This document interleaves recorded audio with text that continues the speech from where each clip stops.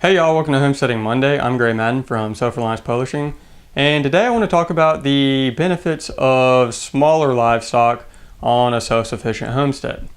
So if you're a homesteader and you're looking at self-reliance and self-sufficiency, if that's your end goal, you should really seriously consider some of the smaller livestock like rabbits and chickens and smaller goats, miniature goats, for potentially for dairy production.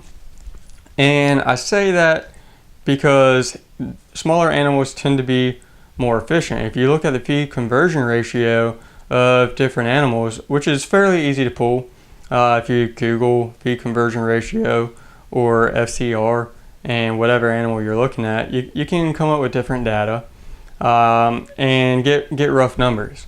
But just to give you a general idea, poultry can be raised with a feed conversion ratio of less than 2 to 1. That's what the big commercial guys do. More than likely, you're not going to achieve that in a homesteading setting with a dual purpose breed bird. But you're still going to be looking at around 3 to 1 or less than 3 to 1, or 3 pounds fed to 1 pound of live weight gained. And that's still a pretty good feed conversion ratio if you compare that to other animals that you could potentially raise. Rabbits are going to be somewhere in the same ballpark, around 3 to 1 as a feed conversion ratio. And when you start looking at larger animals like hogs are pretty efficient at feed conversion for their size. I think typically you can expect to get around 4 to 1 for hogs. But then once you start looking at larger animals, like say beef cattle, you start creeping up to 7 to 1, and it starts to get really large. So if you've got a feed conversion ratio of 7 to 1, that means, and you're trying to produce this food self-sufficiently using feed that you grow on your own homestead, you're doing a lot of feed production. If you've got to produce 7 pounds of feed just to get 1 pound of live weight growth on your cattle, that's an awful lot of work.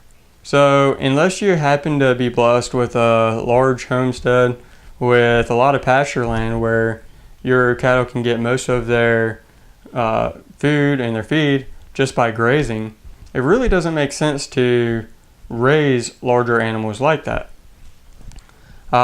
So my encouragement to you is not to scoff at smaller animals like chickens and rabbits. Consider them a more efficient alternative and an easier ticket to self-sufficiency when compared to larger animals.